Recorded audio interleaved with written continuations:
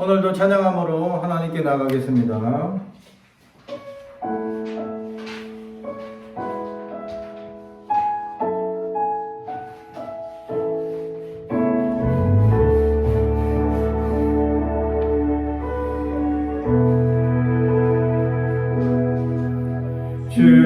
주님은 내 맘에 아픔 알아주시니 지난 밤 눈물 지워주시고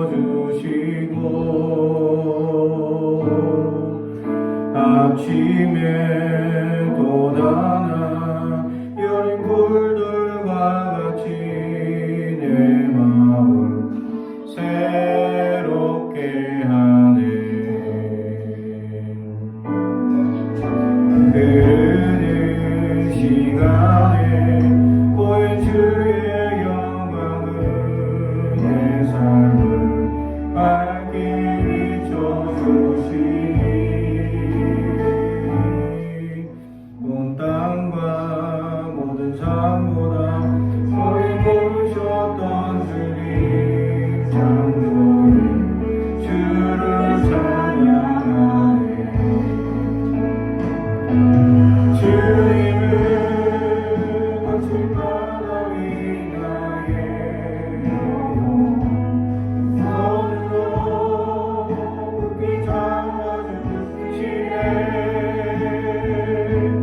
주님은 맡긴 인생의 여정 속에 아픔만큼 기쁨을 나주시네.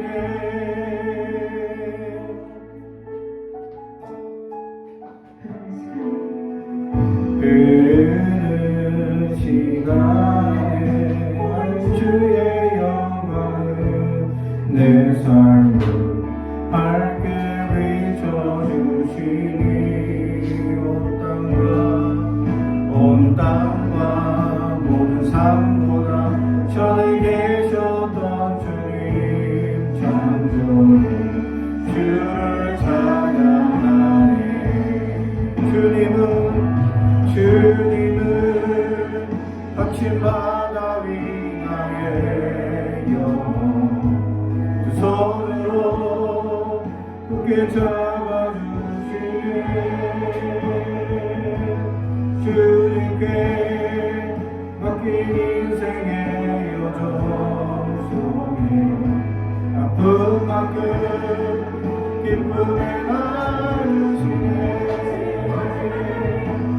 주님은 거친 바다 위 나의 영혼 두 손으로 굳게 잡아주시네.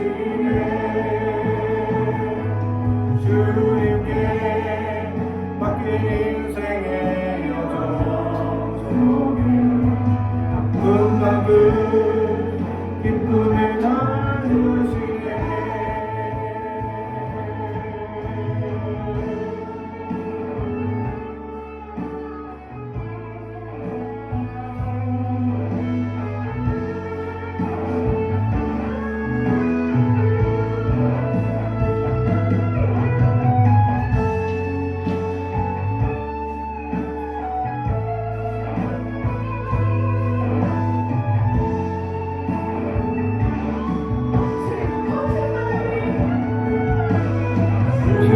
주님은 거친 바다 위 나의 영혼 두 손으로 굳게 잡아주시네.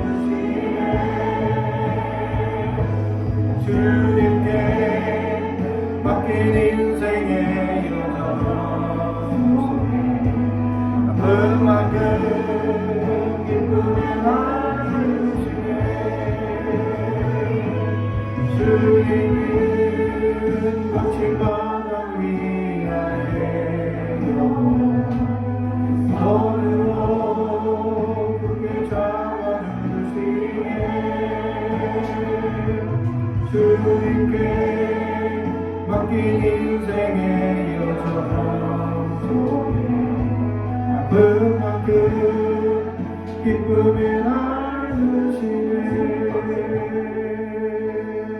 주님은 거친 하나님이 나의 영혼 두 손으로 굳게 잡아주시네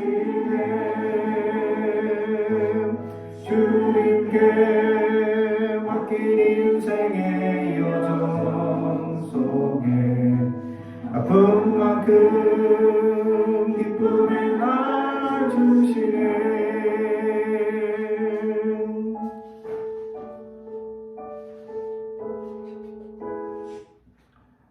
아멘. 우리 계속해서 내 모습 이대로 찬양합니다.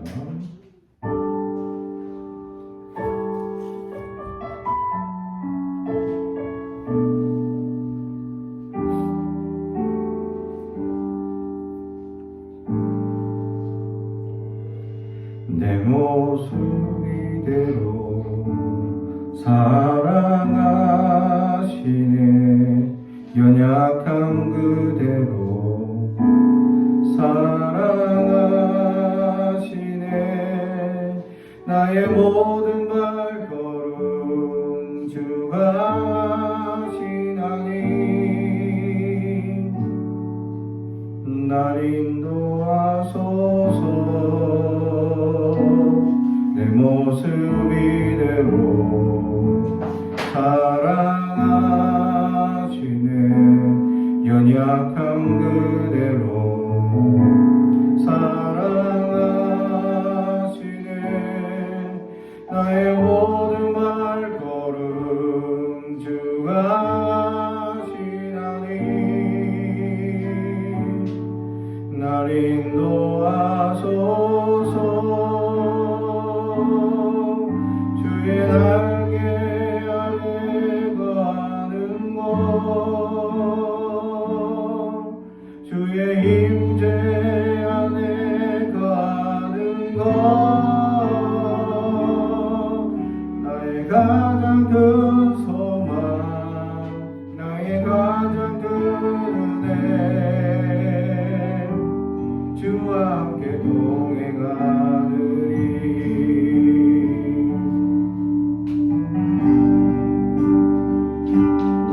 내 모습 이대로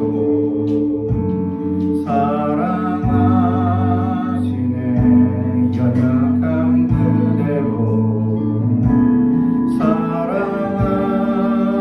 사랑하시네 나의 모든 발걸음 주가 하시나니 날 인도하소서 주의 날개 아래 거하는 것 주의 임재 안에 거하는 것 나의 가장 큰 소망 나의 가장 큰 은혜 주와 함께 동행하느니 주의 날개 아래 거하는 것 주의 임재 안에 거하는 것 나의 가장 큰 소망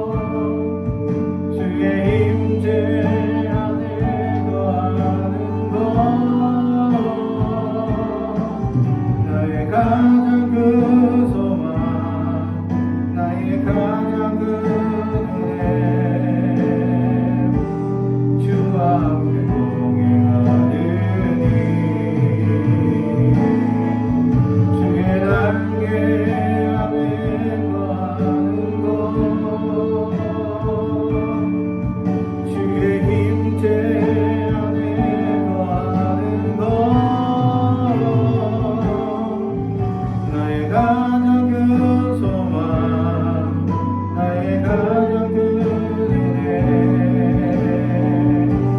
주와 함께 동행하는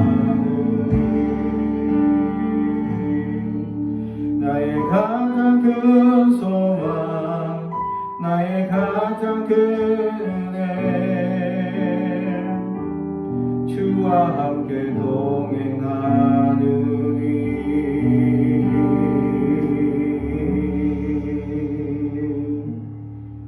아멘. 오늘 우리에게 주시는 하나님의 말씀은 마가복음 1장 4절에서 11절의 말씀입니다. 마가복음 1장 4절에서 11절의 말씀.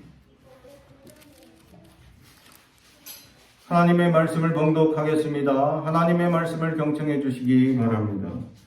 세례 요한이 광야에 이르러 죄 사함을 받게 하는 회개의 세례를 전파하니 온 유대 지방과 예루살렘 사람이 다 나아가 자기 죄를 자복하고 요단강에서 그에게 세례를 받더라. 요한은 낙타털 옷을 입고 허리에 가죽띠를 띠고 메뚜기와 석청을 먹더라. 그가 전파하여 이르되 나보다 능력 많은 신이가 내 뒤에 오시나니 나는 굽혀 그의 신발끈을 풀기도 감당하지 못하겠노라. 나는 너희에게 물로 세례를 베풀거니와 그는 너희에게 성령으로 세례를 베푸시리라. 그때 예수께서 갈릴리 나사렛으로부터 와서 요단강에서 요한에게 세례를 받으시고 곧 물에서 올라오실 때에 하늘이 갈라짐과 성령이 비둘기같이 자기에게 내려오심을 보시더니 하늘로부터 소리가 나기를 너는 내 사랑하는 아들이라 내가 너를 기뻐하노라 하시니라. 아멘. 우리 가슴에 손을 얹고 축복의 언어합니다. 나는 하나님의 사랑입니다. 축복의 사랑입니다. 우리 가정은 영혼이 잘됨 같이 번사가 잘되고 강건해지는 가정입니다. 우리 교회는 번성하고 창대하게 되며 하나님의 언약이 이루어지는 교회입니다. 아멘. 오늘 말씀의 제목은 하늘이 갈라짐이라는 제목의 말씀으로 은혜를 우리가 누리길 바랍니다. 오늘은 성수세일입니다. 예수님께서 이 땅에 오셔서 세례를 받으신 것을 기념하여 우리가 드리는 예배이죠. 예수님께서는 세례를 받으실 이유가 전혀 없습니다. 왜냐하면 이 세례라는 말 자체를 우리가 한번 둘러볼 수 있어야 하는데, 원래 이 세례라는 원어가 밥티존이라는 말인데 물에 잠기다 또는 씻어내다 라는 뜻을 가지고 있습니다. 다시 말해서 이 세례라는 말은 회개의 세례를 의미하죠. 오늘 성경에서도 이 4절에 세례 요한이 광야에 이르러 죄 사함을 받게 하는 회개의 세례를 전파하니, 원래 세례의 기원, 물 씻음의 기원은 이 구약시대에 성전에 들어가기 전 특별히 이제 여인들의 이 우물이 있었습니다. 그 여인들의 여인들은 특별히 이제 한 달에 한 번 하는 이 피 흘림 때문에 이 온몸을 씻어야 하는, 그래야 죄 사함을 받는, 그래서 이 여인들의 우물에서는 여인들은 하든 안 하든 상관없이 무조건 거기서 씻어야 했습니다. 그래서 온몸에 물을 뒤집어 써서 씻어내므로 죄 씻음을 받았다라는 그 시작에서 이 남자들은 이 온몸을 씻지 않고 눈, 또 입, 그 다음에 귀, 손, 발, 요것만 씻고 들어갑니다.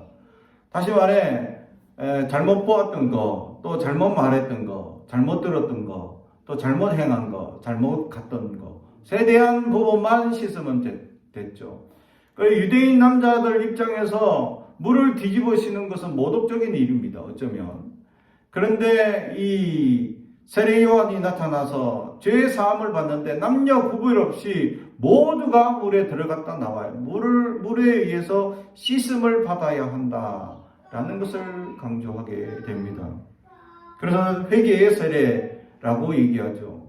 근데 예수님은 회개할 죄 씻음에 죄가 없습니다.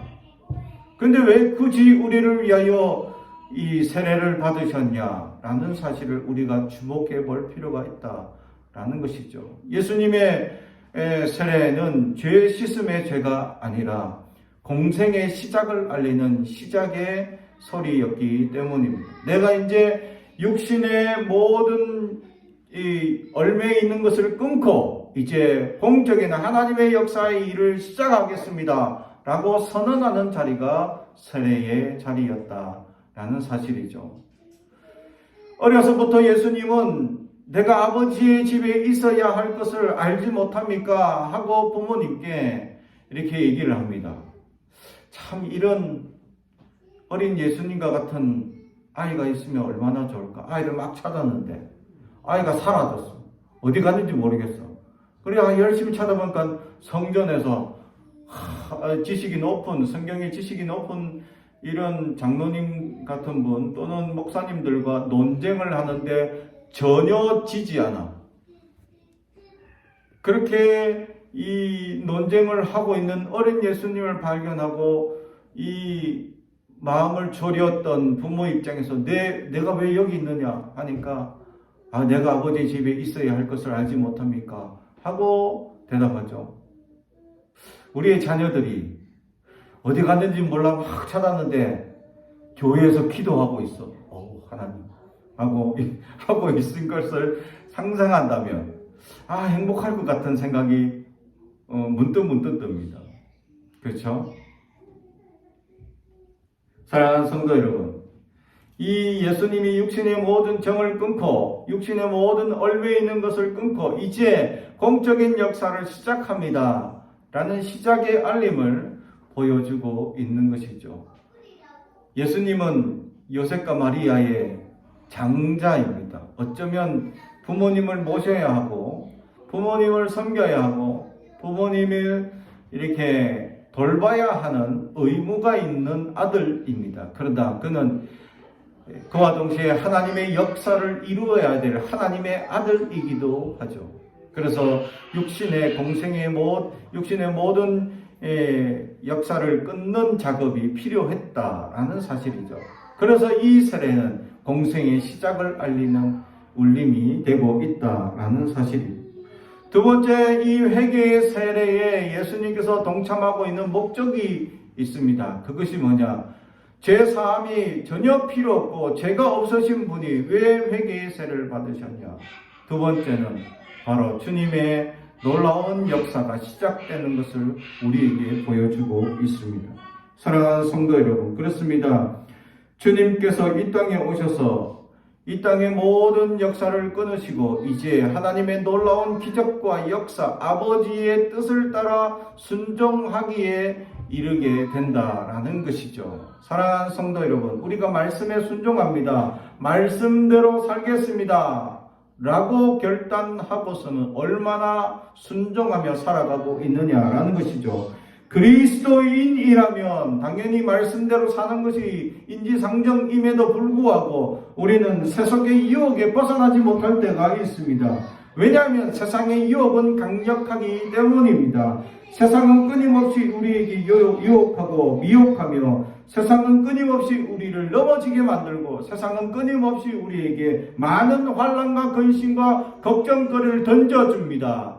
그래서 그 연약함에 우리는 목이 메이고 그 연약함에 우리는 쓰러질 수밖에 없는 나약한 존재임을 발견하게 되죠. 그래서 우리는 그 시험 가운데 넘어져서 하나님 앞에 나아가지 못하고 좌절한 인생으로 살아가는 어리석은 선택을 할 때가 많다라는 것이죠.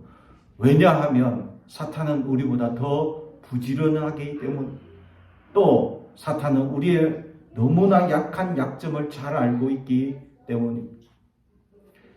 사탄이 가장 크게 우리를 시험 들게 하는 도구가 물질과 명예와 성공이다라는 사실이죠.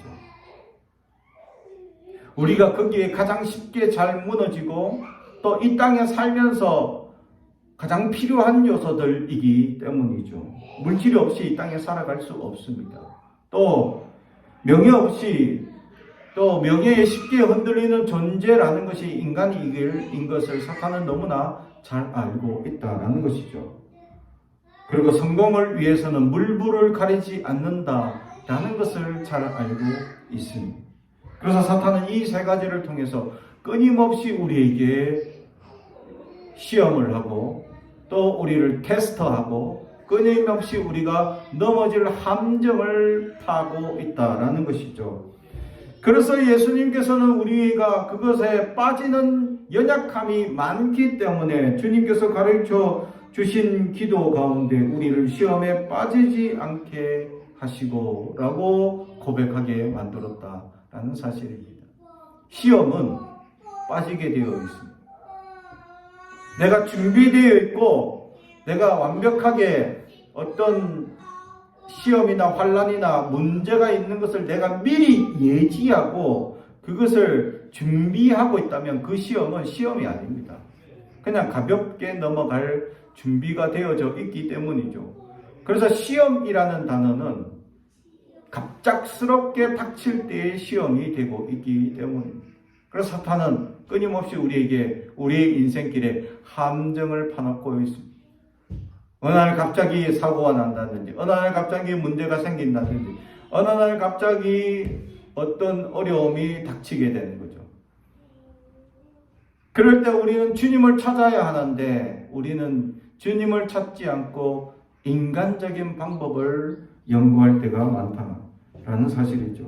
제일 먼저 돈으로 해결하려고, 그 다음으로는 사람으로 해결하려고, 그 다음으로는 어떤 권력이나 명예로 해결하려 하는 우리의 인간적인 방법들을 강구하게 됩니다.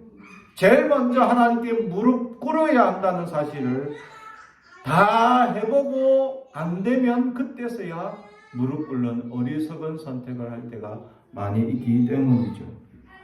사탄은 끊임없이 우리에게 이렇게 연약함을 부지런하게 우리를 인도하고 있습니다. 그런데 우리는 그 사탄의 유혹 가운데 쉽게 무너지고 자복하며 스스로 그 함정 가운데 헤어나오지 못하고 허우적거리고 있을 때 주님께서 그 역사 가운데 우리를 건지기 위하여 이 회개의 세례에 동참하게 되었다라는 사실입니다.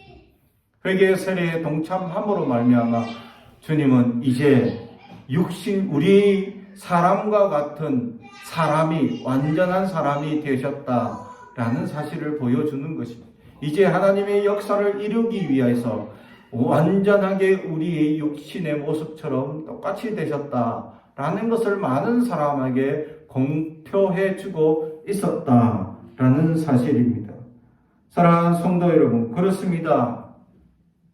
예수님께서 세례를 받으신 이 역사가 죄도 없고 흠도 없으신 분이 세례를 받으신 것은 하나님의 놀라운 역사의 시작임을 우리에게 보여주고 있는 것입니다.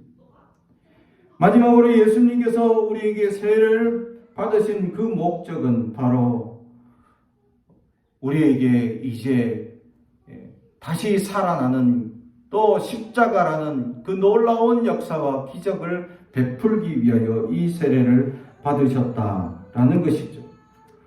사랑하는 성도 여러분, 오늘 성경이 8절에 나는 너희에게 물로 세례를 베풀거니와 그는 너희에게 성령으로 세례를 베푸시리라 라고 말씀하신 것처럼 성령의 놀라운 역사로 우리를 세례를 베풀기 위해서 주님은 십자가 또 부활이라는 것을 우리에게 보여주기 위한 시작점이 이 세례에서 시작되고 있었다라는 사실입니다. 그렇습니다. 우리에게 이 모든 죽음 그리고 부활이라는 놀라운 소망의 소식을 또 우리 모든 죄를 사하는 십자가 이 역사를 통하여서 우리에게 하시는 놀라운 말씀이 하나님의 사랑의 역사가 있다라는 것을 보여주기 위해서 오늘 성경은 우리에게 이 예수님의 세례를 통하여 우리에게 온 인류에게 하나님의 놀라운 사랑을 선포하고 하나님의 놀라운 기적을 선포해주고 있다라는 것을 우리가 깨닫게 되는 것입니다. 사랑하는 성도 여러분, 예수님의 세례는 우리를 구원하기 위한 시작이다라는 것을 우리는 깨닫고 있어야 합니다. 우리의 모든 죄가 이 십자가를 통하여 사하여지는 역사의 시작은 이 세례에서 시작되고 있었다라는 사실입니다. 어느 이단 교단은 그래서 내가 언제 세례받았냐, 내가 언제 거듭났느냐라고 그 날짜를 강조하고 그것을 강조해서 이제 새로운 피조물이 되었으니 더 이상 회개할 필요가 없다라고까지 강조합니다. 그죠? 세례라는 것을 통해 우리의 원죄가 해결된 것은 맞습니다. 하지만 우리는 살아가면서 자범죄와 고범죄라는 것을 늘 짓고 살아가게 됩니다. 그로 말미암아 우리는 회개라는 것을 매일같이 달고 살아야 되는 인생입니다. 만약 우리가 회개할 필요가 없다면 예수님께서도 이런 이 기도를 우리에게 가르쳐 주지 말아야 합니다. 우리 죄를 용서하여 주시고 라는 문구는 사라져야 합니다. 그러나 주기도문 가운데 우리의 죄를 사하여 주시고 라고 회개를 하고 있는 이 부분이 분명히 있기 때문에 우리는 날마다 주님 앞에 우리의 자범죄, 고범죄, 알면서 짓는 죄와 모르고 짓는 모든 죄를 하나님 앞에 고백해야 한다라는 것입니다. 그러나 근본적으로 우리가 죄에 흔들려 죄에 매여 살았던 이 연약함이 세례라는 것을 통하여 완전히 해방되는 역사를 누리게 됩니다. 결국 이 세례를 받지 않은 인생들은 어떻게 되느냐? 세례받음과 세례받지 않은 인생의 차별이 뭐냐라는 차이는 근본적으로 죄에 속하여서 죄에 얽매여 사느냐 아니면 하나님께 생명에 속하여서 생명을 가진 자이지만 연약한 세상과 끊임없이 갈등을 이루며 그래도 생명에 속하려 하는 하나님의 속성을 우리 가지고 주님 앞에 회개할 줄 아느냐의 차이가 크다라는 사실입니다. 결국 세례받지 않은 세속의 사람들은 죄가 죄인지도 깨닫지 못하고 죄에 얽매여서 끊임없이 죄를 행하고 죄를 행하는 것이 마치 성공하신 한 것인 양 착각하게 만드는 세속의 역사들을 이야기하고 자랑하는 세상의 사람들처럼 세속의 사람들은 끊임없이 죄가 죄인지도 모르고 살아가고 있다는 것입니다. 그러나 세례를 받은 우리는 근본적인 죄가 해결됨으로 말미암아 우리 안에 죄를 얽매게 하려는 강력한 역사가 사라져 버렸다라는 사실입니다. 우리 안에 그래서 성령의 소욕, 이 육체의 소욕을 이기고도 남는 역사가 우리에게 주어지게 되었다라는 사실을 증명해 주고 있는 것입니다. 사랑하는 성도 여러분, 그래서 세례는 중요한 역사입니다. 그러기에 이 세례를 예수님께서 우리 온 인류를 위해서 받으셨다. 세례를 받지 않아도 충분하신 그분께서 세례를 받으시고 우리에게 역사하셨다라는 것입니다. 그런데 오늘 성경에 특이한 말씀이 하나 있다라는 것이죠. 그게 바로 10절 곧 물에서 올라오실 때에 하늘이 갈라짐과 하늘이 갈라졌다라고 마가복음은 기록하고 있습니다. 마태복음과 누가복음에서는 하늘이 열렸다라는 단어를 씁니다. 그래서 아노이고라는 열리다라는 단어를 쓰는데 오늘 마가복음에서는 스키조라는 찢다 또는 이 갈라지다라는 이 단어 전혀 단어가 다르다라는 것이죠. 더 극적인 상황을 묘사해 주고 있는 단어이기도 합니다.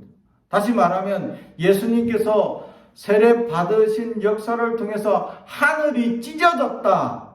라는 것을 우리에게 강조해 주고 있다는 것이죠. 다른 말로 하면 하늘이 닫혀 있었다라는 말이죠. 하늘이 닫혀 있었다는 것은 뭐죠? 하나님과 인간의 교제가 단절된 것을 의미하고 있습니다. 하나님과 인간의 역사 속에서 완전히 개별적인 역사임을 보여주고 하나님께 나아가기 위해서는 대체자가 필요하다라는 것을 보여줍니다. 그게 양의 피를 흘리든 소의 피를 흘리든 하나님께 나아가기 위해서는 피를 흘려야 되고 제사장이라는 존재를 통해서 하나님께 나아갈 수밖에 없습니다. 인간이 하나님께 나아갈 수 있는 방법이 없었습니다. 왜냐하면 하늘이 닫혀 있었기 때문입니다.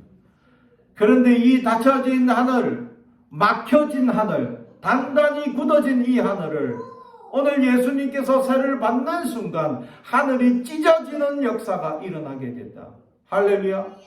하나님의 사랑을 온전히 다시 이제 우리 모든 인간이 하나님을 직접 만나고 하나님과 직접적인 교제를 할 수 있고 하나님 아버지께 나아갈 수 있는 놀라운 역사를 경험할 수 있게 되었다라는 것입니다. 할렐루야.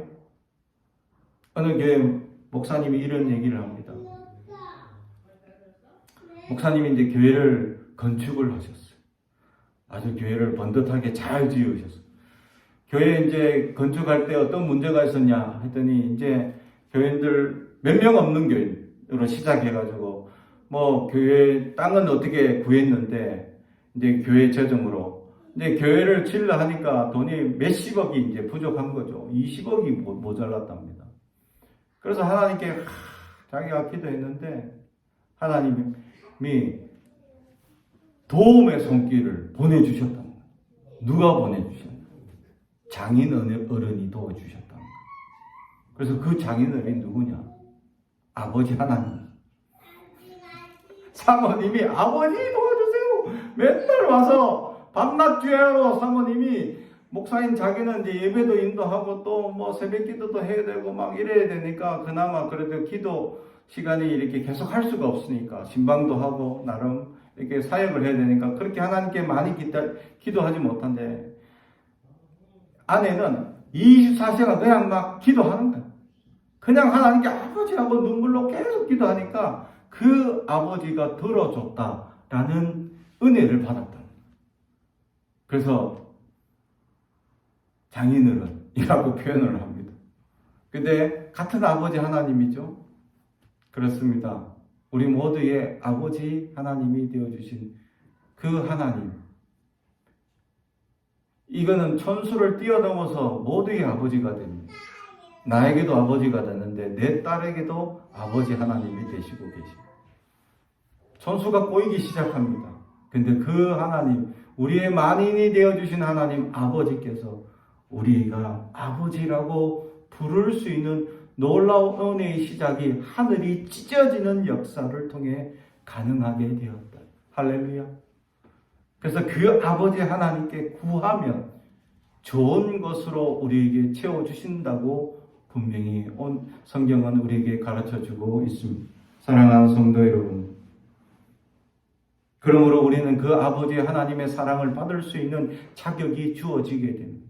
예수를 믿는 순간 우리는 하나님의 자녀가 되는 권세를 얻게 되는 놀라운 기적의 시작이 되고 있다. 하늘이 찢어져서 닫혀있고 교제하지 못하고 나아가지 못했던 그 아버지 하나님께 세례를 받으시고 무리로 나오는 순간 하늘이 찢어버리는 예수님께서 하늘을 찢어버리는 놀라운 역사. 하나님께서 더 이상 이 하늘을 이 땅과 차이를 두어서 인간과 같이 하기 싫어하셨고 또는 어쩌면 인간의 배신, 인간의 연약함, 인간의 나약함을 더 이상 목도하기 싫었던 하나님 아버지께서 아들을 보내시어 하늘을 찢게 되는 명분을 만드셨다는 할렐루야. 그리고 우리에게 한량없는 사랑을 베풀어 주기 시작했다라는 사실. 우리 아버지 하나님은 우리 인간 아버지와는 완전 다르죠. 어쩌면 우리의 부모님도 보면 물신양면으로 우리의 자녀들에게 온갖 사랑을 다 베풀지만 하나님의 아버지의 사랑은 이와 비교할 수 없는 은혜와 사랑을 우리에게 베풀어 주십니다. 그 깊이와 넓이와 높이가 어떠한지를 어떤 것으로도 측량하지 못한다라고 성경은 우리에게 말씀합니다. 사랑하는 성도 여러분, 그렇습니다. 하나님께서 예수님을 통해서 하늘을 찢어서 우리에게 다가오기 위해서 세례를 베풀고 세례를 받으신 놀라운 은혜를 깨닫는 우리가 되길 주님의 이름으로 축복합니다. 하늘이 찢어진 이유는 하나님의 사랑이 이 땅에 선포되기 위한 것이었습니다. 하늘이 찢어진 이유는 더 이상 하나님과 인간의 단절됨을 더 이상 바라보지 않겠다라는 하나님의 결단이셨습니다. 하늘이 찢어진 역사는 이제 하나님께서 우리 모든 인류에게 하나님의 놀라운 역사와 기적을 직접 베풀겠다라는 결단이셨습니다. 사랑하는 성도 여러분, 이제 하나님께 나아가시기 바랍니다. 2023년에 하나님께 부르짖고 기도하고 이 찢어진 하늘을 향하여 하나님께 우리의 모든 간구를 간구할 때 하나님은 이제 듣겠다라고 말씀하고 있습니다. 무엇이든지 구하라고 말씀합니다. 무엇이든지 간구하라고 이제 그 간구를 온전히 듣겠다라고 말씀합니다. 사랑하는 성도 여러분, 이제 예수님의 이름으로 우리가 찢어진 하늘을 향해 아버지께 부르짖고 간구하여 2023년 놀라운 기도의 은혜를 받는 저와 여러분이 되길 주님의 이름으로 축복합니다. 기도하겠습니다. 사랑과 청이가 되가신 아버지 하나님 감사합니다. 연약한 우리, 나약한 우리, 무지한 우리에게 찾아오시어 하늘을 찢기까지 우리를 사랑하신 하나님의 그 놀라운 은혜와 사랑을 깨닫게 하심을 감사합니다. 아버지 하나님, 우리가 2023년 하나님께 간구하며 부르짖을 수많은 기도 제목 가운데 응답하여 주시고 기적을 베푸시고 하나님의 소망이 무엇인지 깨닫게 하여 주시고 하나님의 크신 은혜를 깨닫는 한 해가 되게 하옵소서. 감사드리며 예수님의 이름으로 기도드리옵나이다. 아멘.